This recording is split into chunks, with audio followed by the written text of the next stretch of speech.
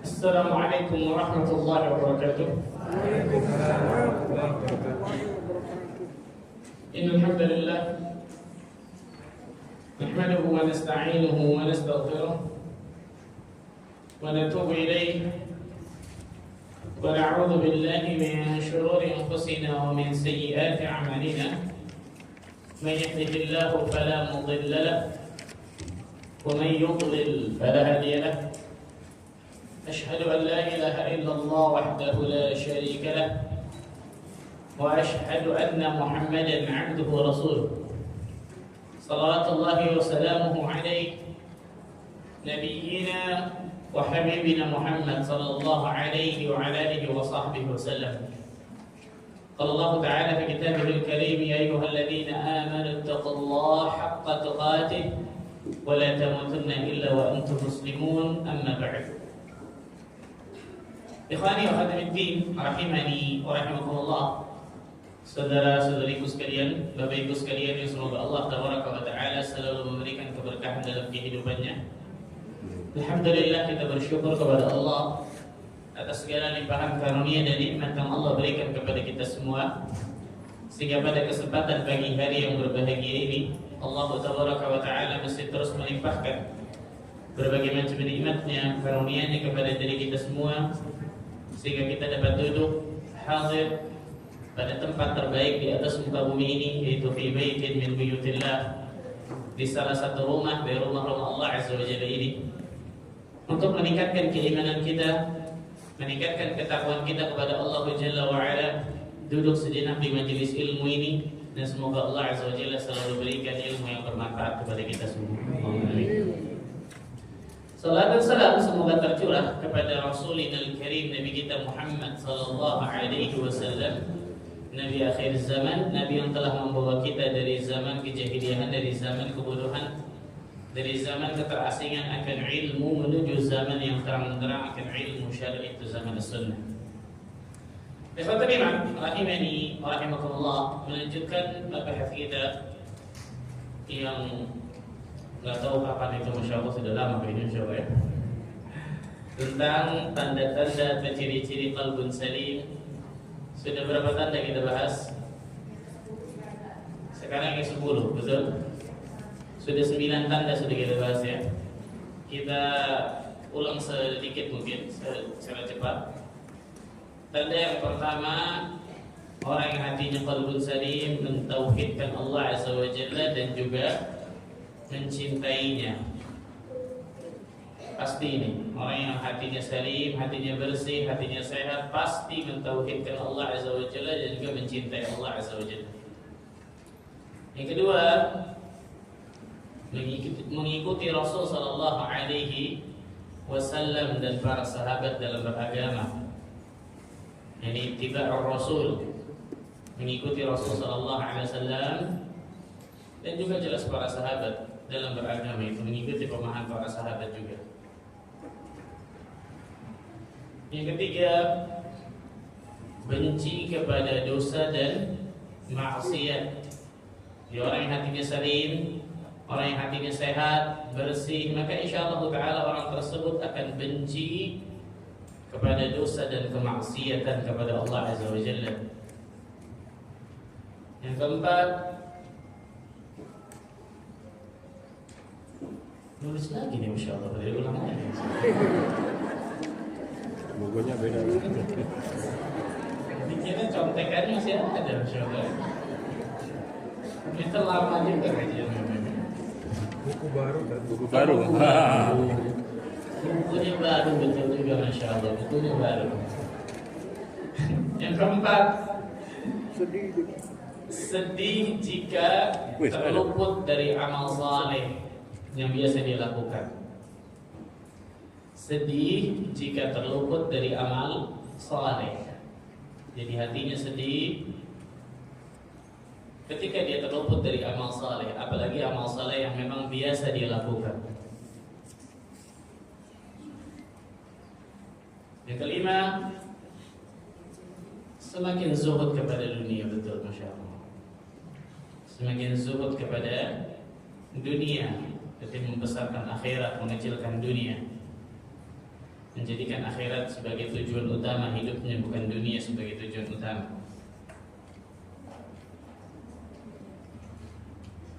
Yang keenam, memiliki akhlak yang mulia.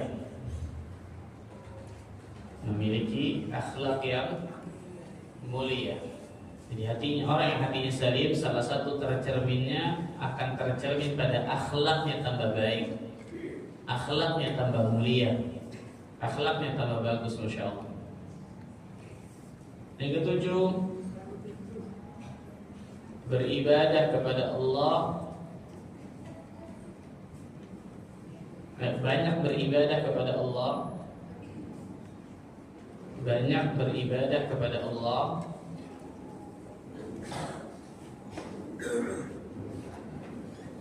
serta selalu rindu untuk ibadah. Intinya banyak beribadah kepada Allah Tabaraka wa Ta'ala. Jadi orang yang hatinya salim, dia akan banyak beribadah kepada Allah, berbekal untuk alam setelah kematiannya, sehingga dia rindu untuk selalu beribadah kepada Allah. Selesai dari satu ibadah, ibadah selanjutnya. Selesai dari satu ibadah, ke ibadah selanjutnya. Yang kedelapan, bersemangat dan sungguh-sungguh dalam mengerjakan kebaikan atau ketaatan. Bersemangat dan sungguh-sungguh dalam mengerjakan kebaikan dan ketaatan.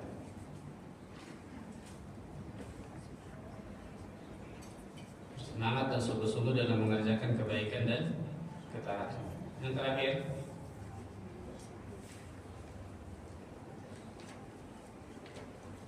hatinya mudah tersentuh dengan ayat-ayat Al-Quran.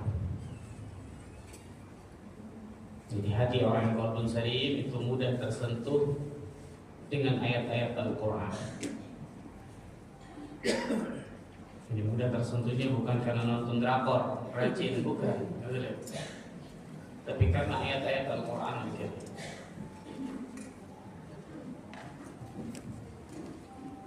Yang ke-9. Nah, hari ini insyaallah ta'ala kita akan bahas yang ke-10 sampai ke-15. Insyaallah ta'ala selesai. Yang ke-10, salah satu tanda ciri orang yang qalbun salim, hatinya mudah tersentuh. Hatinya mudah tersentuh dengan berbagai ujian. Jadi hatinya mudah tersentuh dengan berbagai ujian, cobaan, dan musibah yang dihadapi. Subhanallah. Jadi ujian, cobaan, musibah yang Allah Azza wa Jalla berikan kepada orang seperti ini bukan menjadikan dia tambah jauh dari Allah, tidak, tapi menjadikan dia tambah apa? Dekat kepada Allah Azza wa Jalla, karena hatinya sangat mudah tersentuh ketika Allah berikan ujian, cobaan, musibah. Makanya lihat, orang yang paling berat cobaan dan ujiannya di atas muka bumi ini para nabi dan rasul. Dari para nabi dan rasul tersebut yang paling berat Nabi Ulul Azmi, 5 Nabi Ulul Azmi. Dari 5 Nabi Ulul Azmi tersebut yang paling berat Nabi kita Muhammad SAW. Ketika Allah berikan ujian, cobaan, musibah kepada mereka, bukan menjadikan mereka tambah jauh dari Allah. Perhatikan baik-baik. Ini orang yang saleh, ini orang yang bertakwa, ini orang yang hatinya qalbun salim. Karena banyak orang ketika Allah berikan ujian, cobaan, musibah, hilang tuh dari ketaatan, hilang dari keistiqomahan, hilang dari ketakwaan kepada Allah Azza wa Jalla. Ini salah. Kita hidup di atas muka bumi ini memang harus siap dengan apa? Ujian. Allah Azza wa Jalla berfirman apa dalam surat Al-Mulk, "Alladzi khalaqal mauta wal hayata liyabluwakum ayyukum ahsanu amala." Dialah Allah Azza wa Jalla yang menghidupkan dan mematikan, menciptakan kehidupan dan kematian. Untuk apa? Liyabluwakum, untuk menguji kalian. Mana yang paling baik amalnya di antara kalian. Jadi kita di atas muka bumi ini hidup memang untuk apa? diuji. Sehingga Allah Azza wa Jalla ingin melihat mana yang benar keimanannya di antara hamba-hamba Allah dan mana yang dusta dan palsu keimanannya. Berarti ujian ini adalah sebuah keniscayaan. Ujian, cobaan di atas muka bumi ini itu adalah sesuatu yang pasti kita akan dapatkan, subhanallah. Nah, Allah Azza wa Jalla berfirman dalam surat At-Taubah ayat ke-126. Surat ke-9 At-Taubah ayat 126.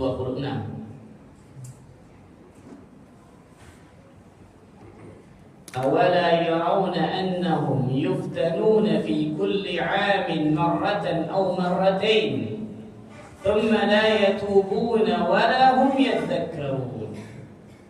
Dan tidaklah mereka, orang-orang munafik maksudnya dalam ayat ini, memperhatikan bahwa mereka diuji sekali atau dua kali setiap tahun, dan mereka tidak juga bertaubat kepada Allah, dan mereka juga tidak mengambil pelajaran. Lihat, hati orang-orang munafik tidak akan terpengaruh dengan ujian, cobaan, musibah yang Allah kasih kepada mereka. Mau cobaan itu setahun sekali, mau cobaan itu 2 kali setahun, 3 kali, 10 kali, 100 kali, Allah Azza wa Jalla mengatakan apa? Mereka tidak juga bertaubat dan mereka tidak juga mengambil pelajaran. Allahu Akbar. Dan ini jelas berbeda dengan orang-orang yang beriman. Orang-orang yang beriman dan bertakwa kepada Allah, ketika Allah berikan ujian, cobaan, musibah, maka dia akan menjadikan cobaan, musibah dan ujian, cobaan, musibah tersebut menjadi pelajaran besar bagi kehidupannya. Contoh, dia akan memuhasabah dirinya ketika Allah kasih ujian. Orang yang saleh, orang yang bertakwa, orang yang hatinya benar, hatinya baik, tidak akan pernah suudzon kepada Allah. Yang ada sebaliknya, dia akan suudzon kepada dirinya sendiri. Dia akan husnudzon kepada Allah, berbaik sangka kepada Allah, dan dia akan suudzon kepada dirinya sendiri. Maksudnya apa? Dia akan selalu menganggap takdir yang Allah berikan kepada saya itu pasti yang terbaik menurut Allah untuk saya. Adapun ketika itu buruk dalam pandangan saya, berarti karena dosa-dosa saya. Nggak mungkin Allah yang salah. Nah, ini penting nih, dua ini nih. Husnudzan kepada Allah, suudzan kepada diri kita sendiri. Jangan dibalik.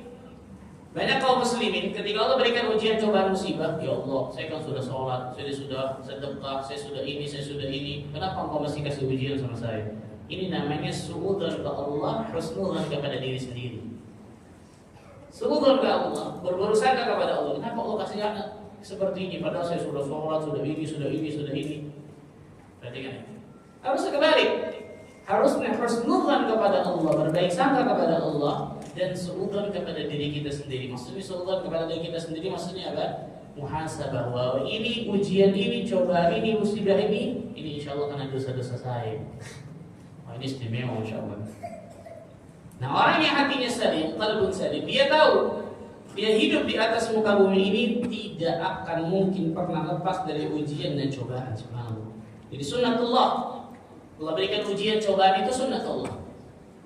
Allah Azza wa Jalla berfirman dalam ayat, beberapa ayat luar biasa banyak. Salah satunya dalam surat Al-Isra, surat 17 ayat 77. Surat 17 ayat 77. Sunnata man qad arsalna qablaka min rusulina wala tajidu li sunnatina tahwila.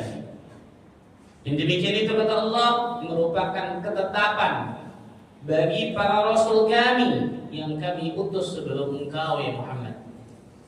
Dan tidaklah engkau dapati perubahan atas ketetapan kami. Lihat, ujian, cobaan, musibah maksudnya apa? Ujian, cobaan itu sebuah ketetapan yang Allah Azza wa Jalla tetapkan. Salah satunya yang paling berat kepada para rasul. Jelas ujiannya. Asyaddul bala al-anbiya thumma al-amthal fal-amthal. Orang yang paling berat ujian cobaannya adalah para nabi, kemudian yang semisal dengannya, yang semisal dengannya.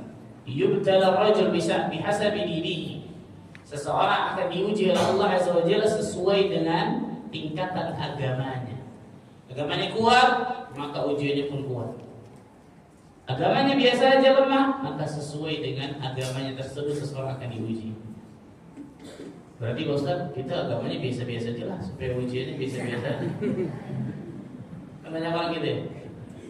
Yang Allah Azza wa Jalla kasih kepada orang-orang yang beriman, bertakwa, yang saleh, hatinya qalbun salim, bukan cuma ujian yang berat, tapi kunci jawabannya juga Allah kasih, solusinya juga Allah kasih. Itu bagi orang-orang yang bertakwa kepada Allah. Perhatikan baik-baik ini.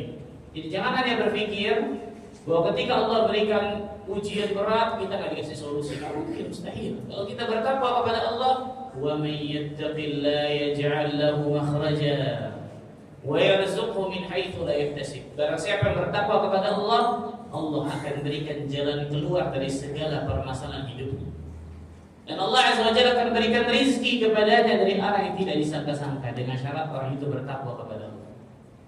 Nah, orang yang hatinya salim, subhanallah, hatinya benar-benar akan tersentuh, terenyuh ketika Allah kasih ujian cobaan kepadanya. Sehingga ketika Allah berikan ujian cobaan kepadanya, dia sangat mudah untuk kembali kepada Allah, sangat mudah untuk bertaubat kepada Allah, sangat mudah untuk khusyuk ketika dia Allah berikan ujian cobaan. Ini istimewa.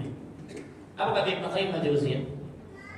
Ketika seseorang Allah berikan ujian cobaan kepadanya, kemudian orang itu bisa bangun di tengah malam, sholat malam, berdoa kepada Allah Azza wa Jalla dengan khusyuk, bahkan sampai menangis, maka ini jauh lebih nikmat, jauh lebih afdal daripada hanya sekedar Allah berikan solusi dari masalahnya itu. Kenapa? Karena kalau solusi dari permasalahan tersebut sangat mudah Allah kasih, detik itu bisa Allah kasih.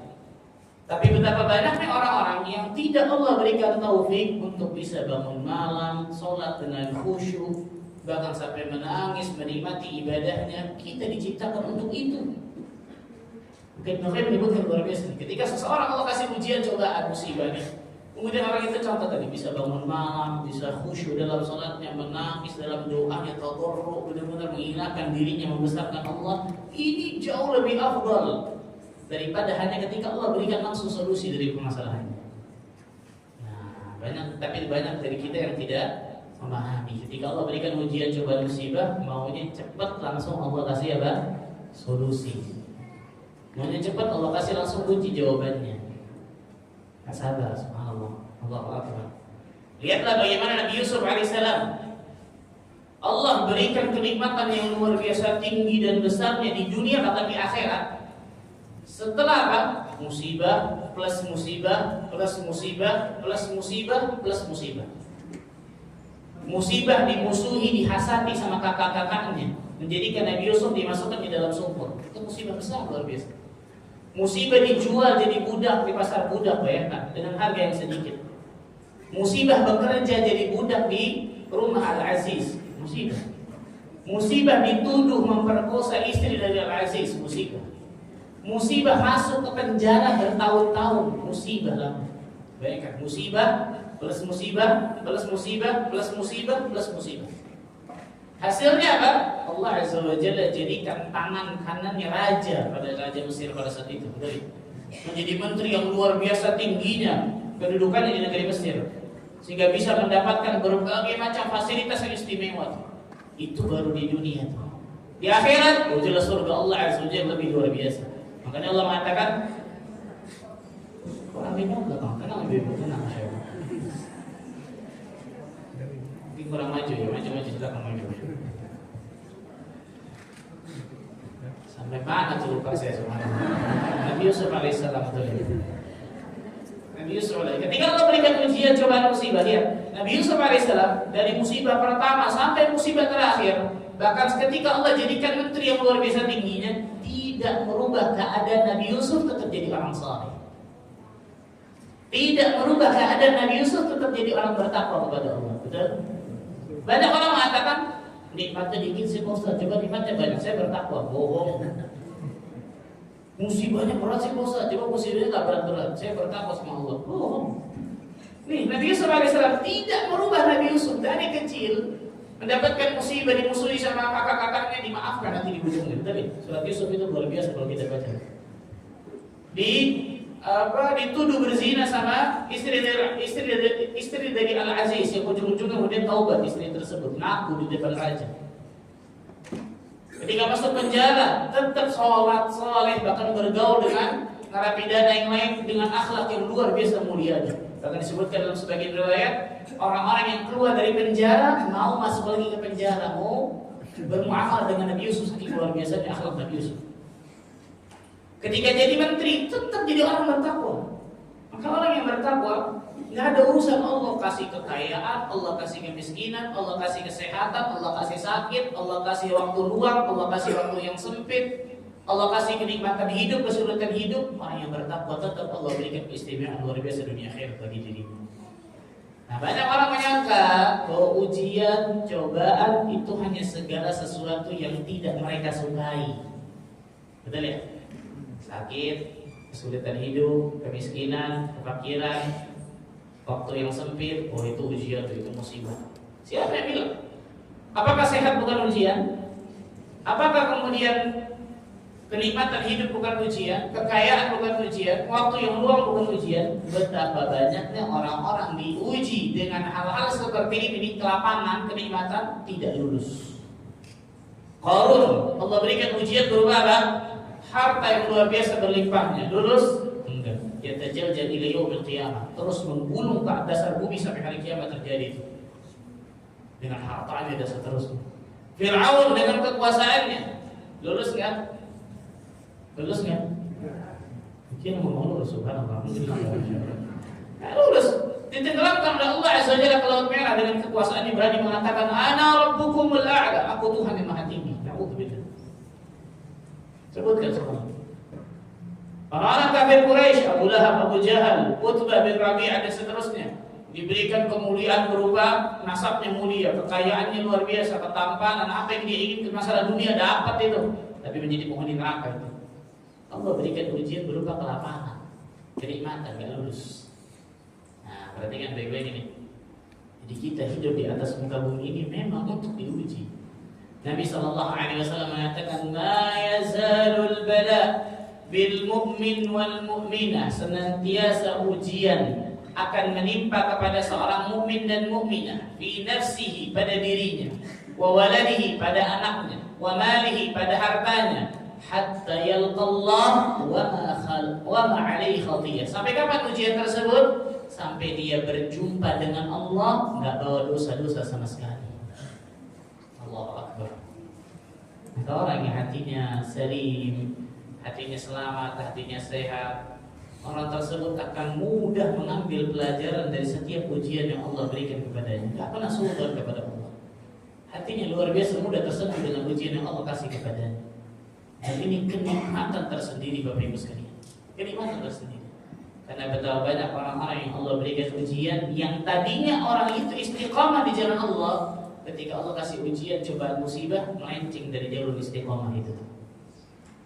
Na'udzubillah min dzalik. Maka bersyukurlah kepada Allah, kata para ulama, ketika Allah Azza wa Jalla berikan kenikmatan kepada diri kita, ketakwaan, bersemangat untuk beramal saleh dalam keadaan apapun.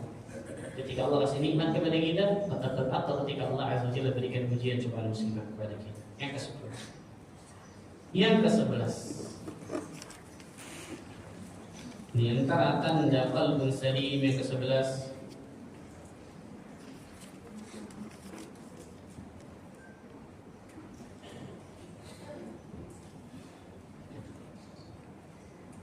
dapat mengenal dan membedakan kebenaran dan kebatilan.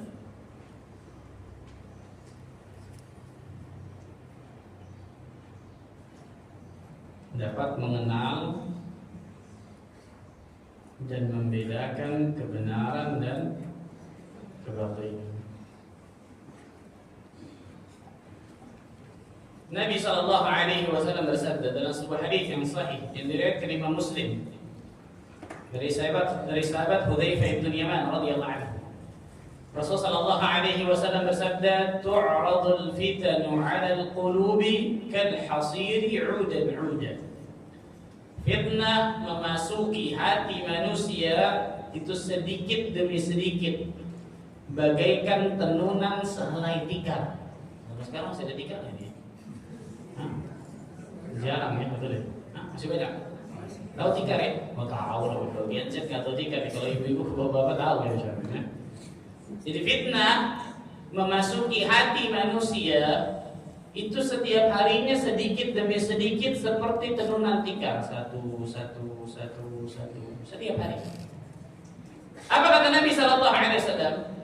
Fa ayyu qalbin ushribaha nukita fihi nuktatun sauda. Hati mana yang menerima fitnah tersebut, datang fitnah itu, kemudian dia tidak kuat menolak fitnah itu. Dia telan bulat-bulat fitnah itu. Yang jelas itu pasti perbuatan dosa pasti. Maka akan dititikkan titik hitam dalam hati. Datang lagi fitnah, tidak kuat menolaknya, titik hitam lagi. Datang lagi fitnah, tidak kuat menolaknya, titik hitam lagi. Terus. Fa ayyu qalbin ankaraha nukita fihi nuktatun bayda.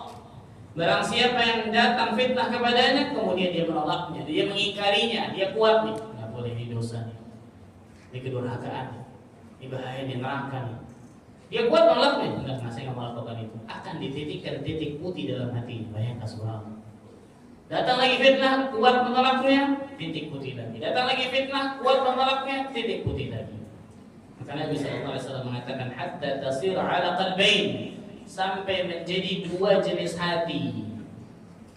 Yang pertama kata Nabi Sallallahu Alaihi Wasallam, ala abyadha mithli as-safa. Yang pertama hati yang putih, jernih, bersih, seperti batu yang putih yang halus dan licin. Jadi batu yang putih, bersih, licin, itu hati yang pertama. Ketika dijadikan titik putih terus sama Allah dalam hati. Ketika dia kuat menolak fitnah yang datang kepadanya. Fala tadurruhu ma damatis samawati wal ard. Hati yang seperti ini tidak ada fitnah yang akan membahayakan selama langit dan bumi masih ada. Luar biasa. Berarti hati yang seperti ini dijaga sama Allah Azza wa Jalla. Ini kenikmatan ketika seseorang bisa menolak kemaksiatan, dosa, kedurhakaan di hadapan mata kepalanya. Allah jadikan titik putih terus menerus dalam hati. Luar biasa. Walaupun ini berat. Berat tapi subhanallah. Wal akhar, dan hati yang kedua, aswad murbad dan kalkuzi mujakhian. Adapun hati yang kedua, hitam, pekat, legam luar biasa, bagaikan bejana yang tertelungkup. Ibu tahu penggorengan bu? Wah, tiap hari bergelut dengan penggorengan, betul masya Allah. Mana yang hitam? Atasnya atau bawahnya? Bawah. Hati manusia bisa lebih hitam daripada itu. Seperti bejana atau penggorengan yang terbalik. Nah, kalau hati manusia sudah seperti ini, apa kata Nabi Sallallahu Alaihi Wasallam? La ya'rifu ma'rufan wa la yunkiru munkara. Dia tidak lagi mengenal mana yang ma'ruf, mana kebaikan, dan dia tidak mengingkari mana kemungkaran. Illa ma ushriba min hawahu, kecuali dia hanya mengikuti apa yang dicintai oleh hawa nafsu buruknya semata. Nauzubillah min dzalik. Berarti menjadi apa? Menjadi budaknya hawa nafsunya. Dia jadikan hawa nafsu buruknya tersebut sebagai tuhannya. Nauzubillah. Padahal Allah Azza wa Jalla berfirman, "Innan nafsa la'ammaratun bisu." Sesungguhnya hawa nafsu seseorang akan mengarahkan seseorang kepada keburukan, mengajak manusia kepada keburukan. Lihat, perhatikan baik-baik. Jadi dua jenis hati itu.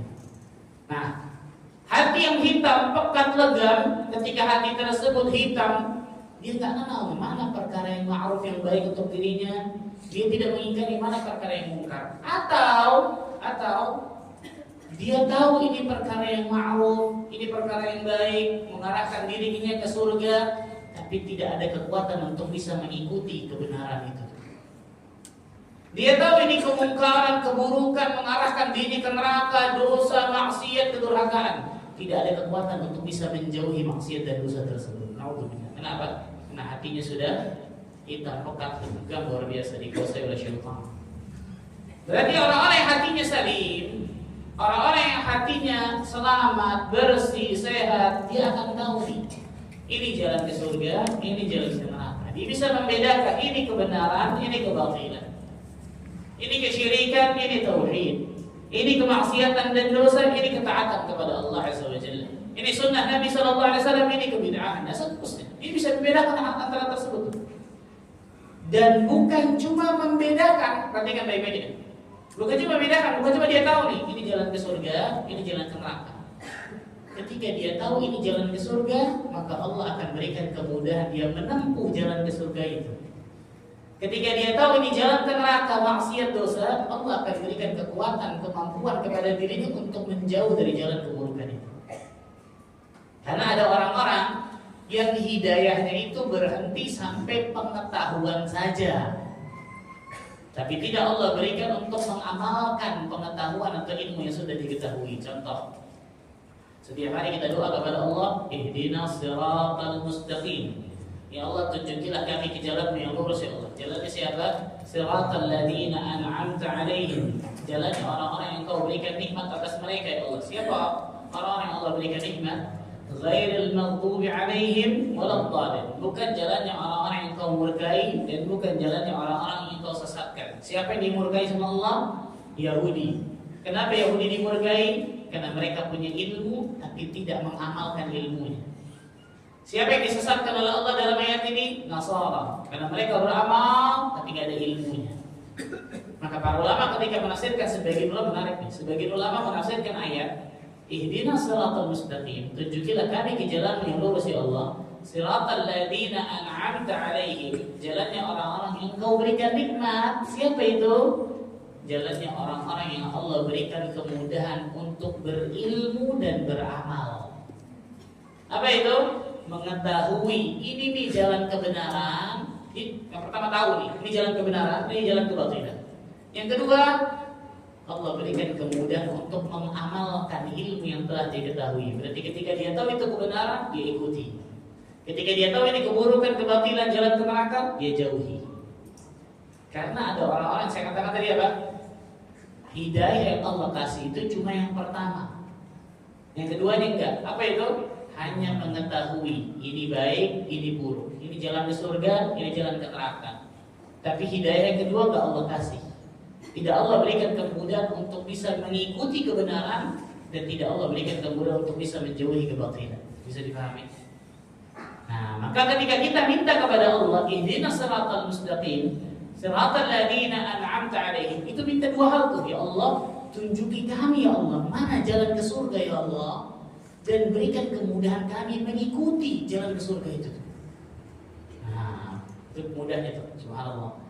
Jadi minta ditunjukkan sama Allah mana jalan ketaatan, mana jalan ke surga, mana jalan kebahagiaan hakiki dunia akhirat. Kemudian minta kemudahan kepada Allah agar seseorang mengikuti jalan kebenaran sampai ke surga. Betapa banyaknya orang-orang yang tahu akan kebenaran tapi tidak mengikuti kebenaran itu. Betul? Siapa contohnya? Tadi Yahudi. Dzu ilmin bil amal. Mereka dimurkai oleh Allah karena mereka banyak berilmu, pengetahuan mereka luar biasa, tapi kosong dari amalan. Amal soleh mereka kosong, praktek mereka kosong. Mereka tahu ini Nabi Muhammad SAW, Nabi yang terakhir diutus. Bahkan Allah sebutkan mereka mengenal Nabi Muhammad sebagaimana mereka mengenal anak-anak mereka. Ini kan anak mereka. Kalau ada 10 anak ditutup kain, kemudian anak tersebut suruh batuk, insya Allah orang tuanya akan tahu mana anak saya. Betul ya? Yahudi mengenal Nabi Muhammad SAW sama seperti dia mengenal siapa? Anak-anak mereka. Allahu Akbar. Tapi karena turunnya, diutusnya bukan dari Bani Israel, mereka tidak beriman kecuali sedikit. Saya mau tanya, berilmu kan? Pengetahuannya banyak nggak berarti? Tapi apakah mengamalkan ilmu yang telah mereka ketahui? Tidak. Apakah mempraktekkan ilmu yang sudah mereka ketahui? Tidak. Perhatikan baik-baik. Orang yang qalbun salim, Allah Azza wa Jalla berikan kemudahan untuk bisa mengenal, membedakan mana kebenaran, mana kebatilan. Bukan cuma itu, dia mengikuti kebenaran itu, menjauhi kebatilan. Maka ini kenikmatan besar. Ini kenikmatan besar, Bapak Ibu sekalian. Dan saya sering katakan di kajian manapun, ketika Allah berikan hidayah atau taufik kepada diri kita di atas Islam, di atas sunnah Nabi SAW, pegang ini benar-benar nih. Karena kita tidak tahu apakah ketika melepaskannya kita akan dapatkan lagi itu atau tidak. Tidak tahu sama sekali. Ini nikmat yang paling terbesar. A'zamul nikmat. Nikmat yang paling terbesar, nikmat di atas iman, di atas Islam, di atas sunnah Nabi Sallallahu Alaihi Wasallam. Allah berikan kemudian kita nuntut ilmu agama Allah, mengamalkan ilmu yang telah kita ketahui. Wah, itu nikmat yang luar biasa. Betapa banyaknya orang-orang di luar sana, miliaran manusia Allah nggak kasih hidayah ini. Imam Ibnu Qayyim al-Jauziyah rahimahullah taala beliau mengatakan dalam kitab Syifaul Alim, hati yang hidup itu adalah hati yang bisa mengenal kebenaran, menerimanya, ya bukan hanya mengenal, tapi apa? Menerimanya, mencintainya, dan juga mengutamakannya daripada selainnya. Jelas mengutamakan kebenaran tersebut. Jika hati tersebut mati, maka tidak akan tersisa padanya kepekaan dan kemampuan untuk membedakan antara kebenaran dan juga kebatilan. Nah, maka ketika bisa disampaikan, Pak, Bu, ini nggak boleh nih, jadi larangannya seperti ini, seterusnya nggak boleh. Kalau gitu saya tinggalkan. Oh, itu nikmat banget ya Bapak Ibu sekalian. Karena tidak semua orang Allah berikan kemuliaan untuk bisa seperti itu. Pak, Bu, ini perintah Allah dan Rasulnya, kita wajib melaksanakannya. Oh, saya baru tahu nih, insya Allah saya akan lakukan. Itu nikmat luar biasa. Itu hidayah yang Allah kasih tidak kepada semua hamba-Nya. Perhatikan baik-baik, tidak kepada semua hamba. Berapa banyak orang-orang di luar sana tahu ini keburukan, ini kebaikan, tapi sama sekali Allah nggak kasih hidayah untuk menjauhi keburukan. Allah tidak kasih hidayah untuk melakukan kebaikan pada diri. Subhanallah. Saya kajian nih sejam, 2 jam dan seterusnya. Ini namanya hidayatul bayan wal irsyad, penjelasan. Menjelaskan ini yang benar, ini yang salah, ini dalilnya, ini tauhid, ini syirik dan seterusnya. Adapun setelah saya menjelaskan hidayatul bayan wal irsyad, Bapak Ibu mau terima, ada hidayah kedua, namanya hidayah apa? At-taufiq. Hidayah taufik di tangan Allah Azza wa Jalla. Bisa jadi Bapak Ibu terima dan menjalankannya, bisa jadi tidak, betul ya? Maka betapa nikmatnya ketika seseorang Allah berikan kemudahan untuk bisa mengenal, membedakan mana kebenaran, kebatilan, kemudian Allah berikan kemudahan untuk bisa mengikuti kebenaran, menjauhi kebatilan tersebut. Dan doa kepada Allah. Doa insyaallah ta'ala kita hafal bersama, tapi banyak dari kaum muslim mungkin yang menyepelekan doa ini, padahal doa ini luar biasa. Ya muqallibal qulub, tsabbit qalbi 'ala dinik. Wahai zat yang membolak-balikkan hati, tetapkan hatiku di atas agamamu. Ya musarrifal qulub, sarrif qalbi ala ta'atik. Wahai zat yang memaling-malingkan hati, selalu palingkan hatiku untuk ketaatan kepada-Mu ya Allah. Atau doa dalam Al-Quran yang kita hafal bersama. Rabbana la tuzigh qulubana ba'da idh hadaytana wa hab lana min ladunka rahmah innaka antal wahhab. Allahu akbar. Minta kepada Allah Azza wa Jalla, la tuzigh qulubana, jangan kau palingkan hati kami setelah kami mendapatkan hidayah dari-Mu ya Allah. Hati-hati nih, ketika hati kita sedikit berpaling saja, apa kata Allah? Falamma zaghu azaghallahu qulubahum. Ketika hati mereka berpaling, maka Allah akan palingkan kemana mereka berpaling. Allah sudah kasih hidayah kepadanya, malah berpaling dari kebenaran. Berpaling dari kebenaran menuju kebatilan, keburukan. Allah akan palingkan kemana mereka berpaling. Nauzubillah min dzalik, nasallallahu alaihi. Dan betapa banyaknya cerita-cerita tentang masalah ini. Betapa banyak cerita-cerita masalah ini. Ada satu orang sebagai ibrah pelajaran, masya Allah. Dulunya di lembah kemaksiatan dan dosa. Bertahun-tahun seperti itu. Alhamdulillah Allah kasih hidayah kepadanya, mengenal Islam dengan benar, mengenal sunnah Nabi SAW, kajian rajin luar biasa, dan itu bertahun-tahun. Perhatikan baik-baik, bagus sekali keislamannya, bagus sekali agamanya. Kurang lebih selama 7-8 tahun. Setelah 7-8 tahun, mulai Allah berikan ujian kepadanya. Nah, perhatikan baik-baik. Jadi jangan pernah merasa aman dari fitnah di atas muka bumi ini. Orang ini bagus sekali, luar biasa agamanya, semangat dan sungguh-sungguh dalam menuntut ilmu agama, luar biasa. Setelah 7-8 tahun Allah kasih ujian kepadanya. Ujian 1, ujian 2, ujian 3 dan seterusnya. Singkat cerita, kembali lagi ke lembah keburukan, kemaksiatan, bahkan lebih parah daripada dulu. Setelah 7-8 tahun mereka orang ini luar biasa. Dan cerita seperti ini saya katakan bukan 1-2 luar biasa, bukan 1-2. Maka jangan pernah merasa aman dari fitnah di atas muka bumi ini, kata para ulama. Selama kita hidup di atas muka bumi ini, maka nggak ada jaminan kita akan diwafatkan oleh Allah Azza wa Jalla dalam keadaan husnul khatimah. Tapi kita wajib berharap, jelas. Tapi ingat, jangan hanya berharap, harus ada apa? Khawatir dan takut, kan gitu.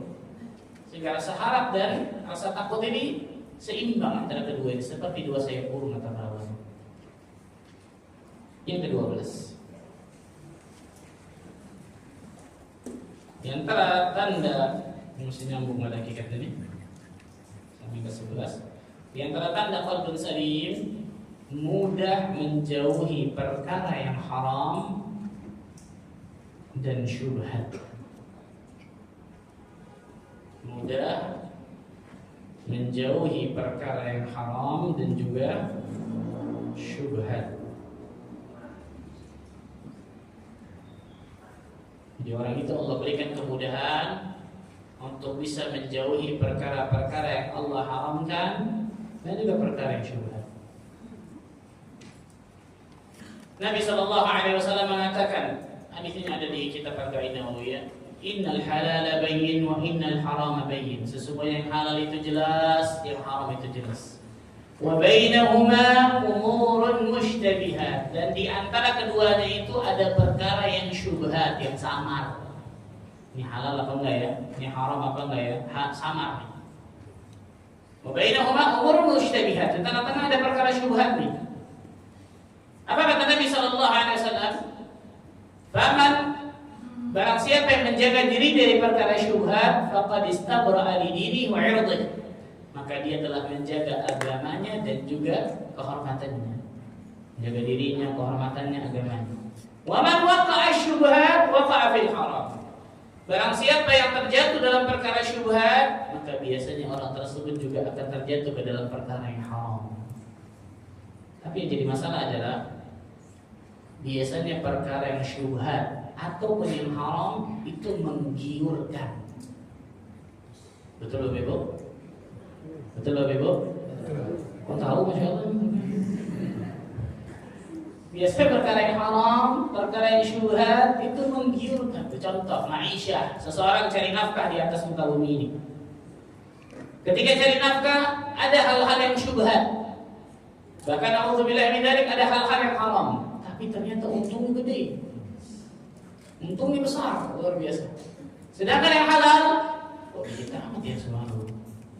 Itu ujian bagi seseorang tuh. Kalau orang yang hatinya qalbun salim, hatinya selamat, yang dia lihat bukan cuma kuantitasnya, tapi yang dia lihat kualitasnya. Yang dilihat bukan cuma besar, kecil, banyak, sedikit, bukan cuma itu, tapi keberkahannya yang dia lihat. Berapa banyak orang pergi dari rumahnya dari pagi hari sampai malam hari.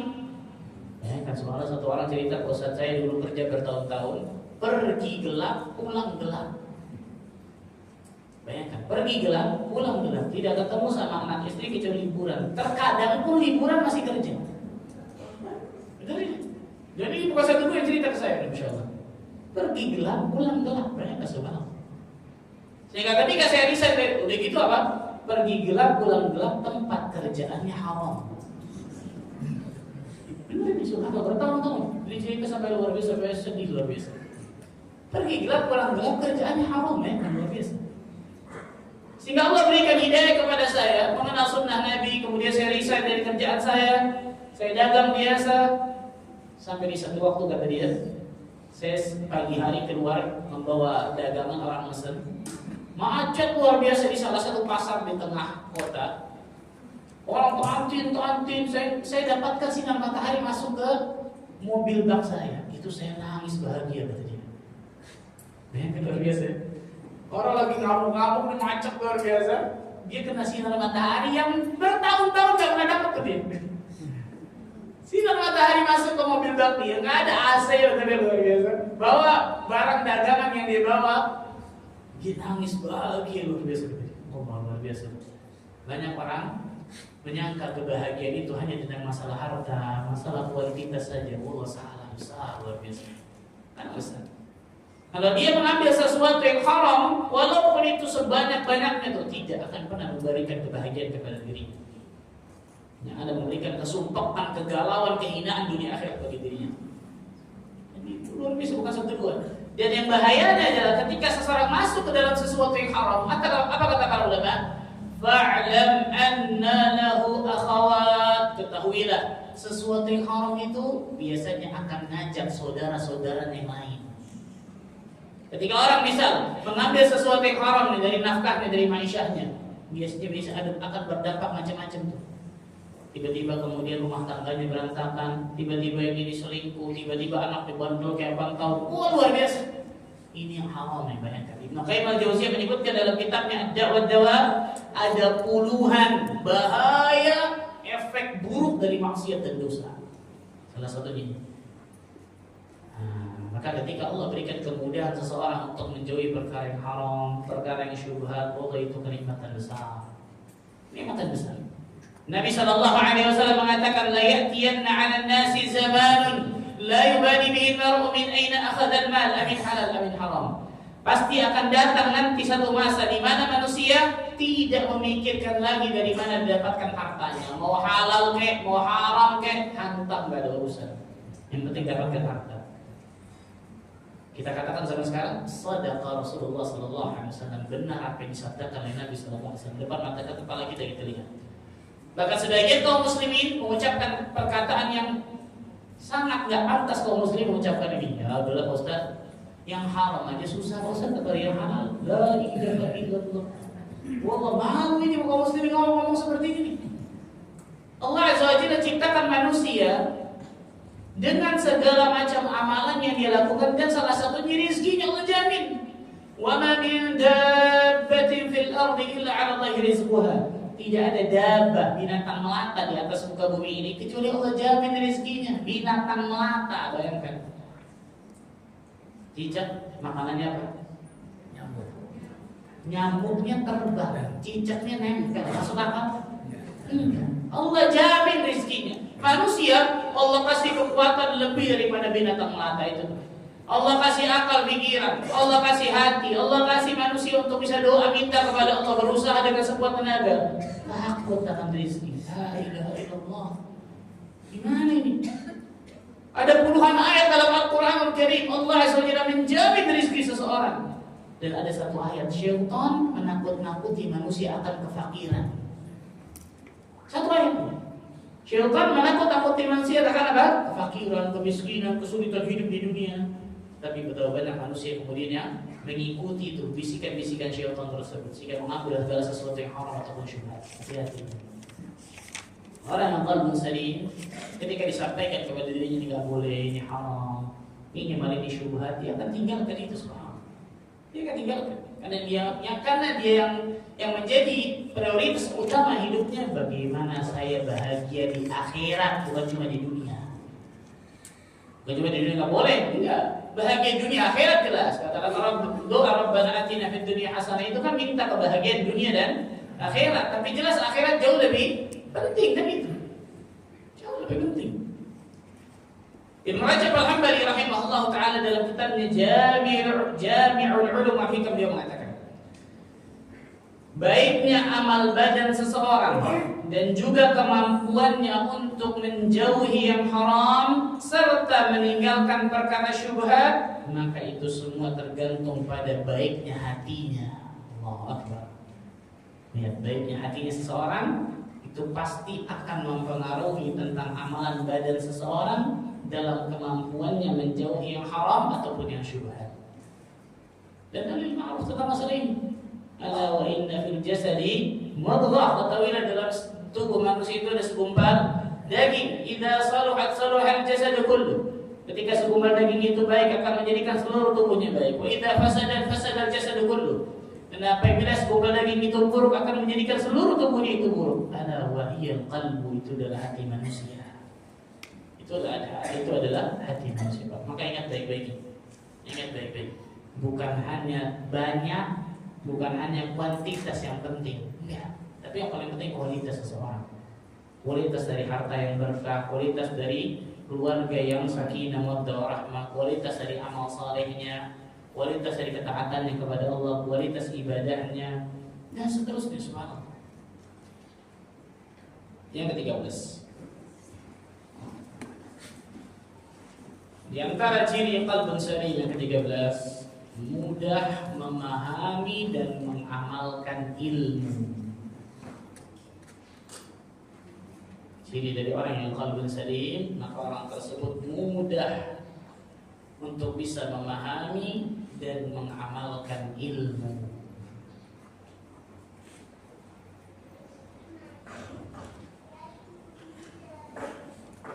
Nabi SAW bersabda dalam hadis yang insyaallah taala sering kita dengar. Man yuridillahu bihi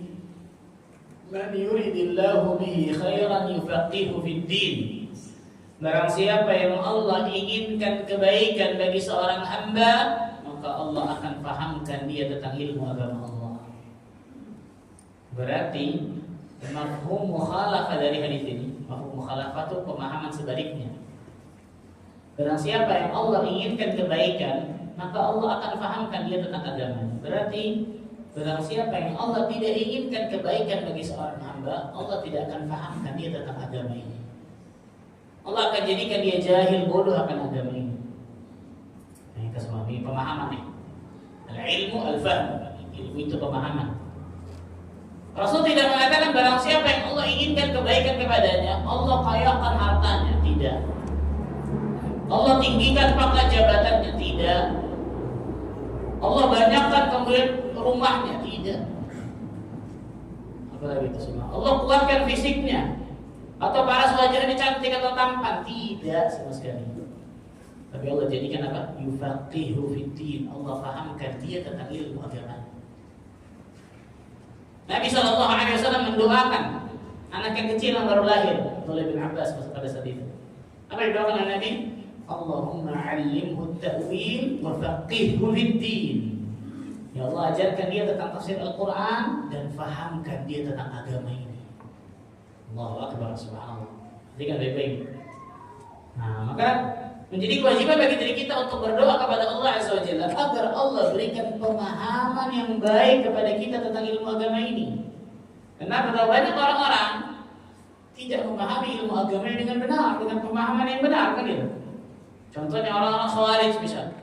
Mereka hafal Al-Quran loh, bukan gak hafal. Mereka hafal Al-Quran. Bahkan Nabi mengatakan kepada para sahabat, kalau kalian, wahai para sahabat, melihat ibadahnya orang Khawarij, kalian akan menganggap kecil amal-amal ibadah kalian. Bayangkan, ini sahabat loh, gimana kita nih? Kalau kalian sahabat melihat ibadahnya orang Khawarij, kalian akan menganggap kecil amal-amal kalian. Kalian akan menyepelekan amal-amal kalian. Nah, memang luar biasa. Malamnya selalu sholat malam, siangnya selalu puasa, luar biasa. Tapi pemahamannya batil. Pemahamannya bahaya, mengkafirkan orang luar biasa dengan mudahnya, kemudian menumpahkan darah manusia. Na'udzubillah. Kalau orang sekarang ngebom sana, ngebom sini, Khawarij itu, na'udzubillah. Nggak ada kayak gitu, mana Islam seperti itu. Pemahaman yang benar itu nikmat ya, luar biasa. Sudah banyak orang tahu dalilnya nih, Al-Qur'annya ini, As-Sunnahnya ini, hadisnya ini, tapi pemahamannya salah. Maka di antara doa apa? Allahumma faqihni fid din, ya Allah fahamkan aku tentang agama ini, ya Allah. Allahumma faqihni fid din. Subhanallah. Kemudian apa? Setelah paham, mengamalkan ilmu. Apa doa Nabi sallallahu alaihi wasallam? Insyaallah hafal kita dari kecil mungkin. Allahumma anfa'ni bima 'allamtani wa 'allimni ma yanfa'uni wa zidni ilman. Gak ada yang hafal kan ya, subhanallah. Tapi kita memang lanjutin subhanallah.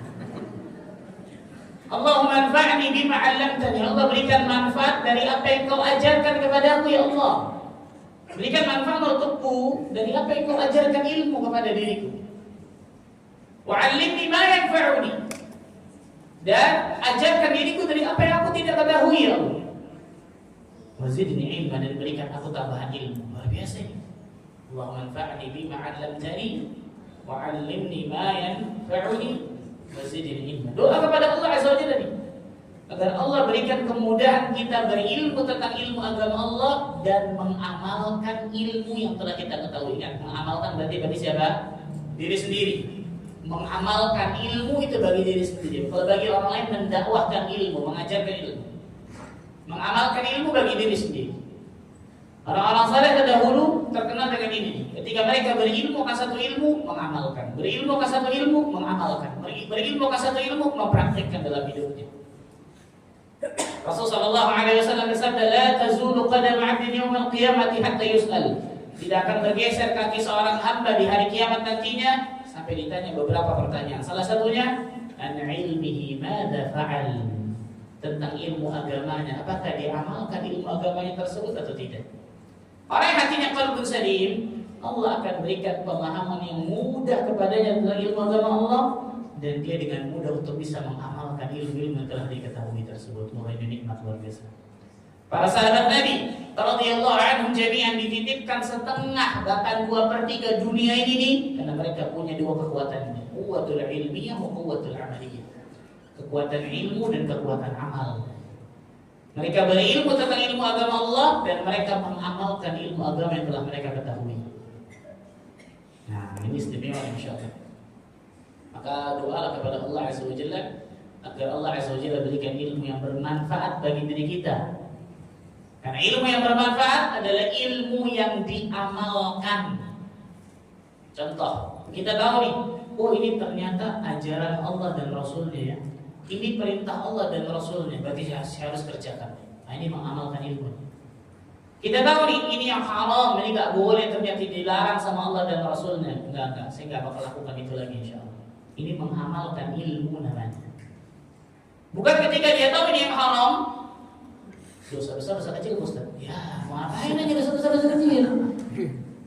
Perhatikan baik-baik nih, subhanallah. Nggak ada orang soleh terdahulu nggak akan pernah memikirkan ini dosa besar, dosa kecil, ini haram, makruh, ini larangan, tinggalin, selesai.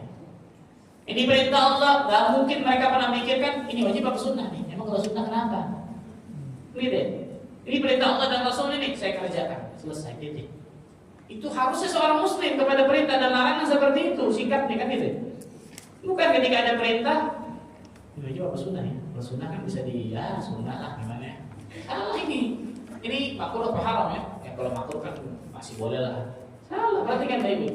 Ada perintah Allah dan Rasulnya, kerjakan semampu kita. Ada larangan Allah dan Rasulnya, jauhi sejauh-jauhnya. Ini harusnya prinsip seorang muslim. Dan hati orang yang qalbun salim, Allah berikan pemahaman yang mudah kepadanya, dan Allah berikan kemudahan dia mengamalkan, mempraktikkan ilmu yang telah diketahui. Dan ini kenikmatan besar. Salah satu contoh yang sangat luar biasa adalah ketika istri Nabi SAW, Ummu Habibah, mendapatkan hadis dari Nabi SAW tentang salat rawatib. Salat rawatib itu kan ada yang dari Ibnu Umar itu 10 rakaat sehari semalam. Tapi kalau dari istri Nabi Ummu Habibah 12 rakaat. Bedanya hanya di qabliyah zuhur. Ibnu Umar 2 rakaat, Ummu Habibah 4 rakaat, dilakukan dua-dua tetap. Apa kata Ummu Habibah? Semenjak aku mendengar itu dari Nabi SAW, aku tidak pernah meninggalkannya sama sekali. Itu namanya mengamalkan apa? Ilmu. Tabi'in yang meriwayatkan dari Ummu Habibah, saya lupa namanya, Ambasah kalau nggak salah. Semenjak aku mendengar hadis ini dari Ummu Habibah, tidak pernah aku meninggalkannya dalam hidupku.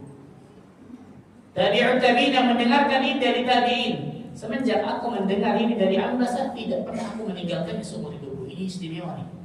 Ini hebatnya para ulama, orang-orang saleh terdahulu, para ulama salaf. Allah berikan taufik untuk bisa memahami ilmu dan mengamalkan ilmu yang telah mereka ketahui karena hatinya bersih. Hatinya bersih. Sehingga Allah berikan kemudahan luar biasa ketika dapat salah satu ilmu, mudah untuk bisa mengamalkan. Gak ada tawar menawar tuh. Kalau begini gimana Ustaz? Kalau begini gimana? Kalau begini gimana? Enggak. Subhanallah. Bagi orang sekarang gampang banget tawar menawarnya.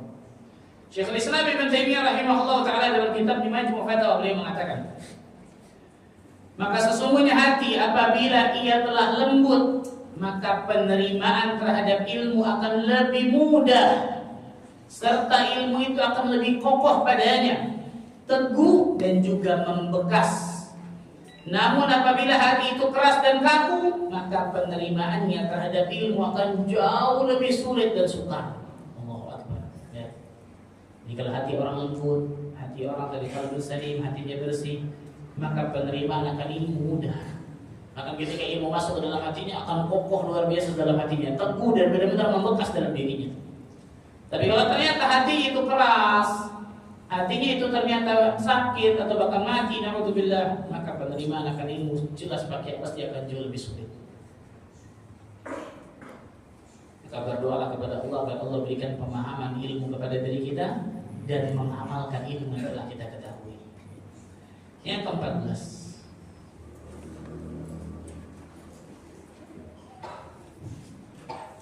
di antara ciri qalbun salim kata para ulama, ikhlas di dalam beribadah kepada Allah.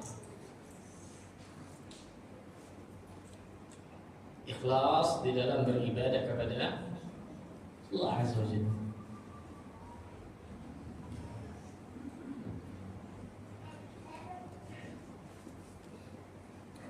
Apa itu ikhlas, Bapak Ibu? Ikhlas bahasa syar'i, bahasa agama, bukan ikhlas bahasa Indonesia. Perhatikan, karena ikhlas di bahasa Indonesia ini bisa berbagai macam arti nih. Seorang dapat musibah, cobaan, ujian, biasanya orang lain akan mengatakan kepada kita apa? Ikhlasin aja. Bukan ikhlas itu tuh. Bukan ikhlas itu lebih tepat kalau bahasa syar'i namanya ridho. Ridhoin aja, begitu ya. Tapi sudah jadi bahasa Indonesia ikhlas. Ikhlas di sini maksudnya nyambung sama ibadah. Seseorang beribadah kepada Allah 100% untuk Allah, itu ikhlas. Seseorang beribadah kepada Allah cari mukanya hanya untuk Allah, hanya kepada Allah, bukan kepada makhluk. Enggak ingin dipuji, enggak ingin disanjung, enggak ingin dilihat, enggak ingin diperdengarkan amalannya kepada manusia, enggak ada urusan. Yang penting bagaimana Allah Azza wa Jalla memandang saya. Yang penting saya mendapatkan balasan dari Allah Azza wa Jalla berupa surganya, kan gitu. Itu ikhlas tuh. Ibadah kepada Allah 100% untuk Allah. Ibadah kepada Allah mengharapkan surga Allah Azza wa Jalla. Ikhlas ini gampang susah, Bapak Ibu?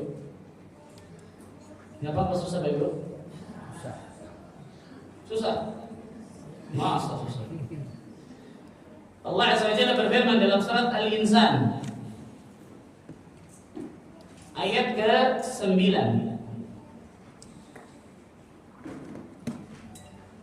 Surat Al-Insan ayat ke-9. Innama nut'imukum liwajhillah la nuridu minkum jazaa'an wala syukura. Ini salah satu ciri orang ikhlas. Sesungguhnya kami memberikan makan kepada kalian hanyalah karena mengharapkan wajah Allah, mengharapkan keridhaan Allah. Ikhlas maksudnya.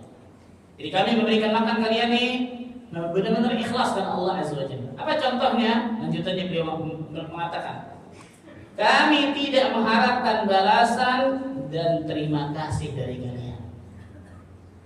Bapak Ibu, kita bantuin orang luar biasa ini, mati-matian bantuin orang tersebut. Alhamdulillah Allah berikan kemudahan, orang itu terbantu atas bantuan kita. Setelah orang itu membantu, orang itu jalan begitu aja tuh, la salam, wala kalam, wala syukran, wala jazakallah khair, wala terima kasih. Kira-kira gimana hati kita? Hah? Besok lo kalau Nabi awas kita baca. Hah? Udah. Lihat, perhatikan nih. Sesungguhnya kami memberikan makan kalian hanya untuk mengharapkan wajah Allah. Salah satu ciri orang ikhlas, gak ada urusan sama orang yang dibantu, gak ada urusan sama orang mau dia berlaku baik atau buruk. Ini terlepas dari orang yang dibantu, wajib terima kasih ya. Kita gak bicara itu. Kita bicara kita yang membantu, betul ya? Bagaimana hati kita ketika orang ternyata yang kita bantu kok kurang ajar gitu tuh ya. Nah, gimana hati kita tuh? Beratur, subhanallah. Allah mengatakan orang yang ikhlas tidak mengharapkan sama sekali balasan, bahkan ucapan terima kasih nggak ada urusan. Kenapa? Karena dia beramal untuk Allah Azza wa Jalla. Dia beramal, Allah Azza wa Jalla akan balas, nggak ada urusan sama manusia. Itu berat itu. Abu Bakar Siddiq radhiyallahu anhu ketika membantu Mistah bin Utsatha, seorang sahabat Nabi, masih kerabatnya Abu Bakar, setiap bulan disokong nafkahnya sama Abu Bakar. Dibantu tiap bulan.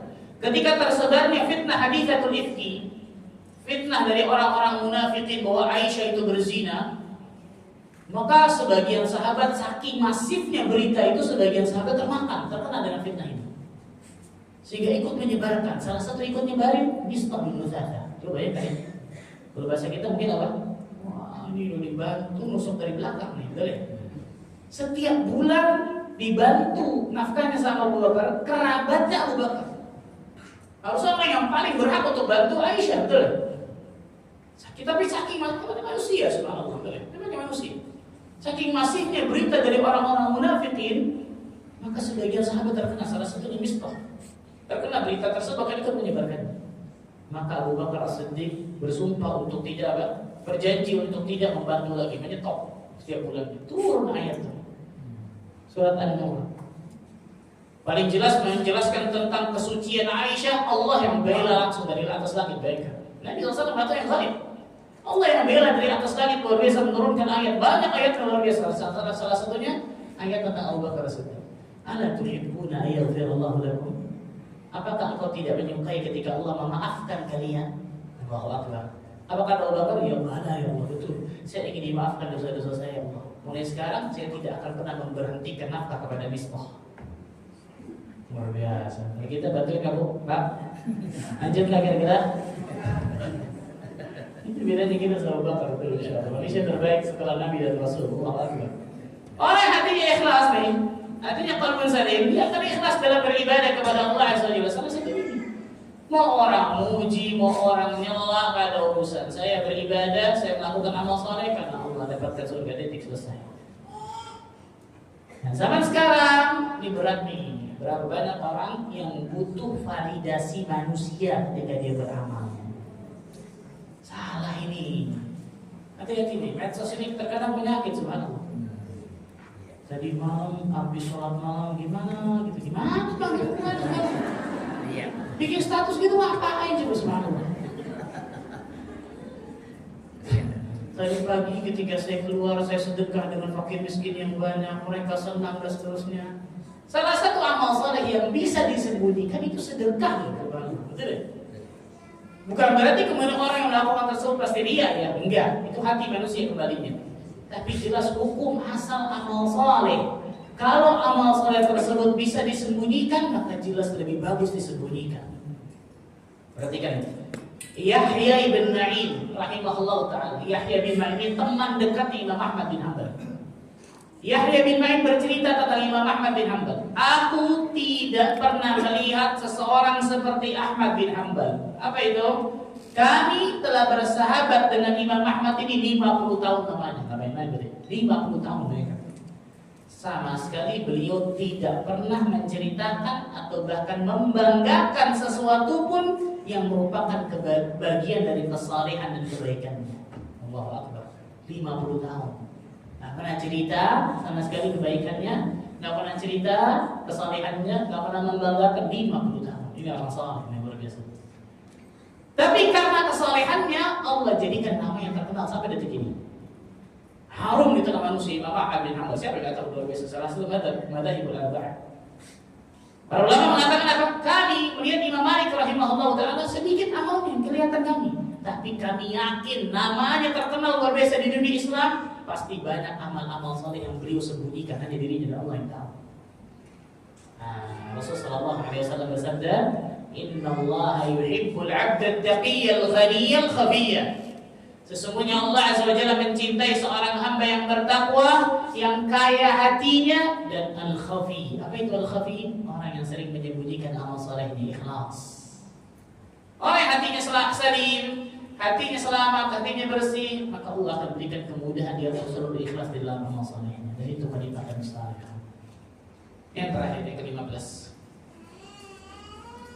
Alhamdulillah selesai. Insyaallah Bapak Ibu jadi qalbun salim, mudah-mudahan insyaallah.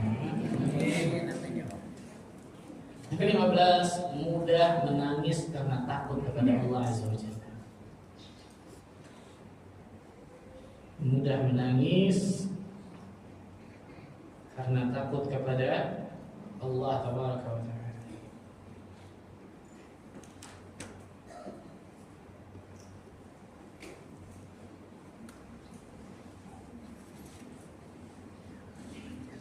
Salah satu ciri orang saleh itu adalah air matanya mudah menangis, mudah menetes karena takut kepada Allah. Ya, perhatikan nih, nangisnya bukan cuma nangis terharu, bukan cuma nangis bahagia, bukan cuma nangis sedih, bukan cuma nangis tadi nonton sinetron, bukan, subhanallah, betul ya. Tapi air matanya keluar karena takut kepada Allah, memikirkan bagaimana tentang adab Allah, memikirkan tentang bagaimana nasibnya ketika menembus sakaratul maut, memikirkan ketika dia masukkan ke alam kubur, gak ada yang menemaninya kecuali amalnya, memikirkan tentang nanti yaumul qiyamah dihisab di hadapan Allah.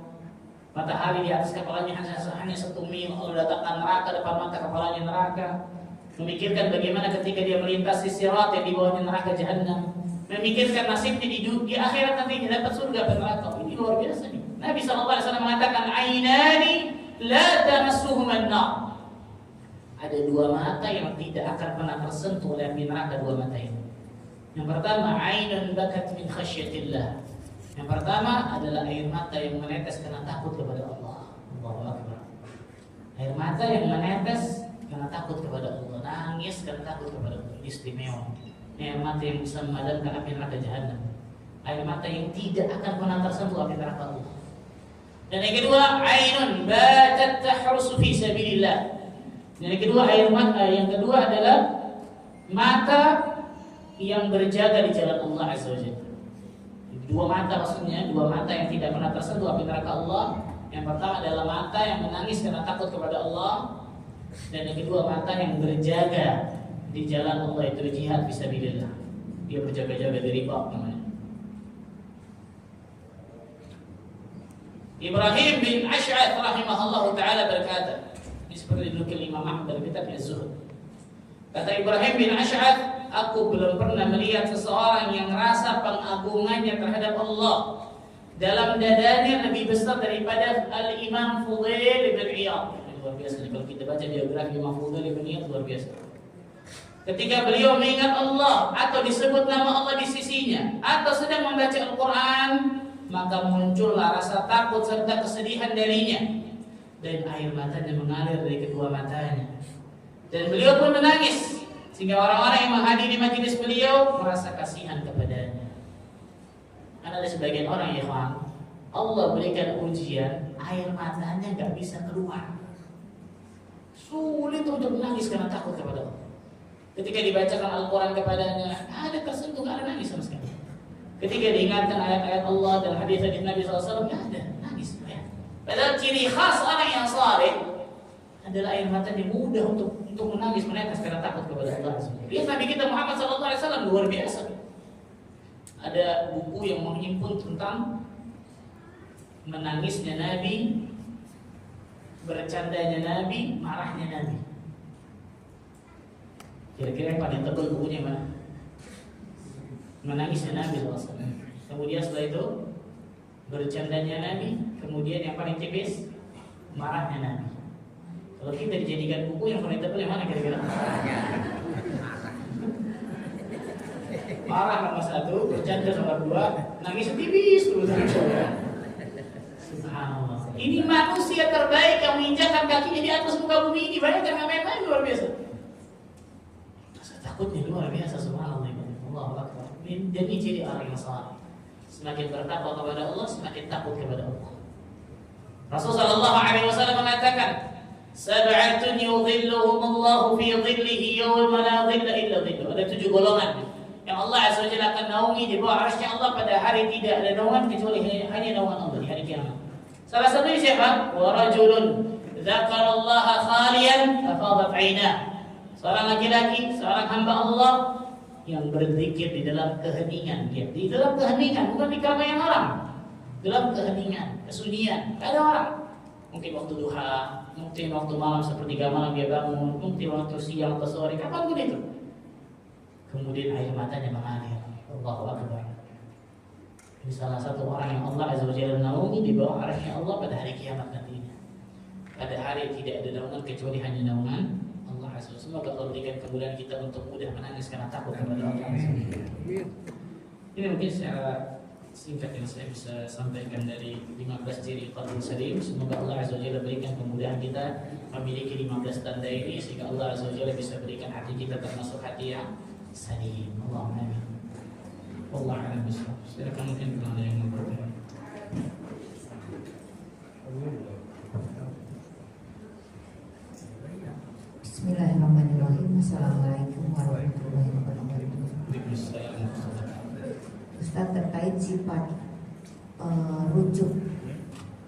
Alhamdulillah suami saya lulus S2 baru saja. Apakah boleh misalnya dia upload foto wisuda di sosmed tujuannya untuk personal branding,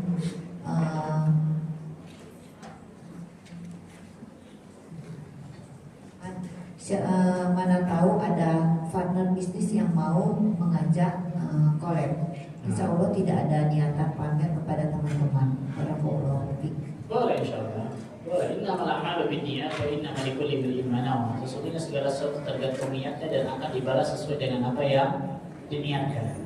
Yang pertama tentang masalah niat. Niatnya bukan untuk berbangga-bangga di hadapan manusia, ujub, ria. Itu yang pertama. Yang kedua, ria, sum'ah itu biasanya lebih ditekankan tentang masalah amal saleh. Tentang masalah apa? Amal saleh tadi. Sedekah, sholat malam, haji, umroh. Hati-hati subhanallah. Ini sangat rentan masalah ria ini subhanallah. Jadi lebih ditekankan itu tentang masalah ibadah. Lebih ditekankan tentang masalah amal saleh. Bukan berarti kemudian dia tidak bisa rujuk tentang masalah duniawi, bisa. Tapi biasanya ria dan sum'ah ini itu lebih ditekankan tentang masalah amal saleh, mempertontonkan, memperlihatkan amal saleh kepada orang, memperdengarkan amal salehnya kepada orang, supaya apa? Dipuji, disanjung, mendapatkan tempat di hati manusia, atau dapat duniawi mungkin, apapun itu. Ini salah subhanallah. Tapi kalau ada sesuatu memang yang contoh misal seseorang yang di media sosialnya memang untuk dagangannya misal, maka dia memposting tersebut sulit kan kita misal open PO misalnya dan seterusnya boleh nggak ada masalah. Insya Allah yang pertama itu masalah duniawi, yang kedua niatnya bukan untuk apa? Bukan untuk ujub, bukan untuk pamer, bukan untuk membanggakan di hadapan orang dan seterusnya. Allah a'lam. Selanjutnya Ustaz, Bismillahirrahmanirrahim. Ustaz, apa hukum jual beli di halaman masjid yang dilingkupi oleh pagar dan gerbang? Rahbatul masjid. Rahbah itu, para ulama mengatakan rahbah itu pelataran kalau bahasa kita ya. Apakah itu masuk masjid atau tidak? Jadi wallah a'lam bishawab. Kalau pelataran masjid tersebut itu masih ruang lingkup masjid dan digunakan untuk sholat, jangan. Masih ruang lingkup masjid dan digunakan untuk sholat, itu jangan. Atau sebagian ulama yang mengatakan bahwa tanah wakaf masjid tersebut itu di situ gitu. Sebagian ulama ada yang mengatakan seperti itu. Kalau tanah wakafnya bukan cuma masjidnya tapi yang lain kan itu. Apakah rahbah itu masuk atau tidak? Yang lebih aman, maka jangan berjualan, jangan jual beli di rahbah. Kalau dalam masjid jelas, nggak boleh ada larangan, jelas masalah tersebut. Kalau rahbah, ulama khilaf apakah rahbah itu masuk bagian masjid atau tidak. Bahasa kita dari pelataran masjid dan sebagainya. Tapi yang paling aman, maka keluar dulu kemudian berjual, untuk berjual beli tidak di rahbatul masjid, di pelataran masjid. Nah, apalagi memang di rahbatul masjid tersebut tempat sholat dan seterusnya yang dijaga. Allah a'lam. Selanjutnya Ustaz, Bismillahirrahmanirrahim. Ustaz, jika terhalang untuk sholat subuh, sudah berdoa tidur lebih cepat, berobat ke dokter, mohon nasihatnya Ustaz. Kan enggak ada. Terhalang sholat subuh di kesiangan maksudnya. Kesiangan ini. Betul. Nah, Betul. ada satu buku bagus masya Allah tentang misteri sholat subuh kalau nggak salah ya, judulnya Dr. Raib As-Sirjani. Itu beliau menyebutkan beberapa kiat agar seseorang bisa bangun subuh kemudian ke masjid. Salah satunya beliau menyebutkan, saya pernah ke beberapa negara di Eropa kata beliau.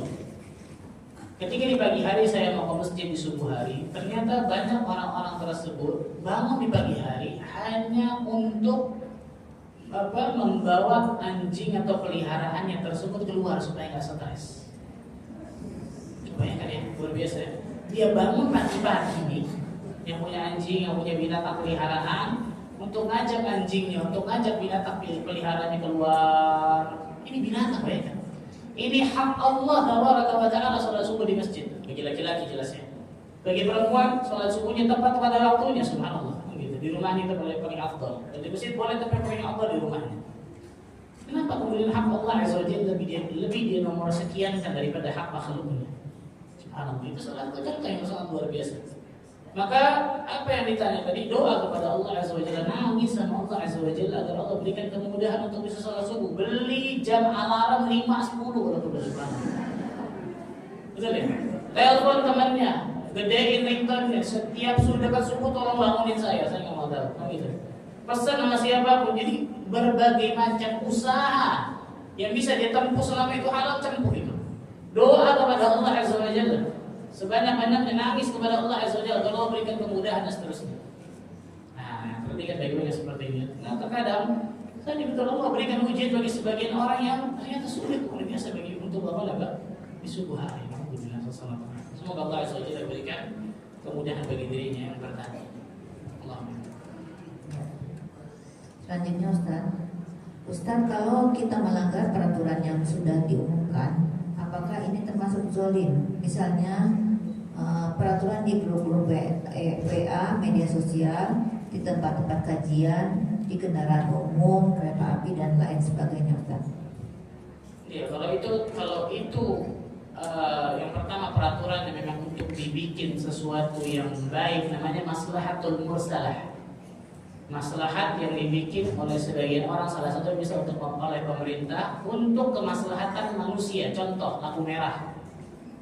Wah, ini bukan hukum Allah dan Rasul, ini nggak ada urusan. Lampu merah terobos, nggak boleh nih. Haram hukumnya. Perhatikan baik-baik. Ini namanya maslahatul mursalah. Ini dan jahil orang yang mengatakan ini bukan hukum Allah, ini jahil. Ini namanya maslahatul mursalah. Peraturan maslahat yang dibikin oleh sebagian orang, salah satunya pada pemerintah waliul amr, untuk mengatur kebaikan dan maslahat bagi orang dan untuk menghindari kemadaratan. Kalau ternyata itu dia langgar, menjadikan kemudian kemadaratan bagi orang, jelas nggak boleh, haram. Jelas termasuk apa? Penghaliman. Oleh Syekh bin Baz ketika ditanya, bolehkah kita melanggar lampu merah? Nggak boleh, hukumnya haram, subhanallah. Nggak boleh, perhatikan baik-baik. Dan ini, perhatikan baik-baik ini orang yang sudah kenal kajian dan seterusnya. Saya lihat kok kajiannya hanya di masjid doang ilmunya. Perhatikan baik-baik. Ketika di jalan, wang luar biasa ya. Lampu merah terobos, apalagi tuh. Perbodan aja luar biasa, ada seterusnya. Kita mencerminkan Islam itu dimanapun, kapanpun. Perhatikan baik-baik. Nabi SAW mengatakan apa? Al-iman bid'un wa sittuna syu'bah atau bid'un wa sab'una syu'bah. Iman itu ada 60 cabang lebih atau 70 cabang lebih. Fa'alaha qaulu la ilaha illallah. Yang paling tinggi perkataan la ilaha illallah. Wa adnaha, dan iman yang paling rendah apa? Imatatul adha 'anit thariq, menyingkirkan gangguan dari jalan. Itu iman terendah. Kalau kaum muslimin menciptakan, membikin gangguan di jalan, ini iman terendahnya gimana coba?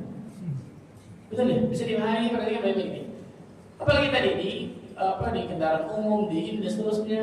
Kalau itu mau menjadikan madarat bagi sebagian orang, nggak boleh, perhatikan baik-baik. Nggak boleh. Kita sudah ngaji, maka cerminkan itu akhlak mulia bagi dalam diri kita. Cerminkan Islam itu dalam segala hal dan dimanapun dan kapanpun, di masjid, di rumah, di kantor, di jalan, di kendaraan umum, dimanapun. Cerminkan nilai-nilai keislaman di situ, subhanallah. Wallahu a'lam.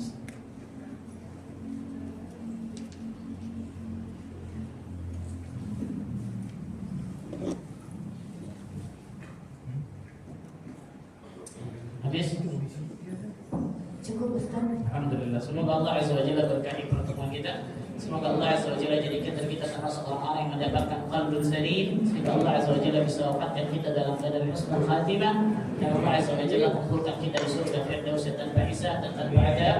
Amin ya rabbal alamin. Subhanallahi wa bihamdika, asyhadu an la ilaha illa anta, astaghfiruka wa atubu ilaik. Wassalamualaikum warahmatullahi wabarakatuh. Waalaikumsalam.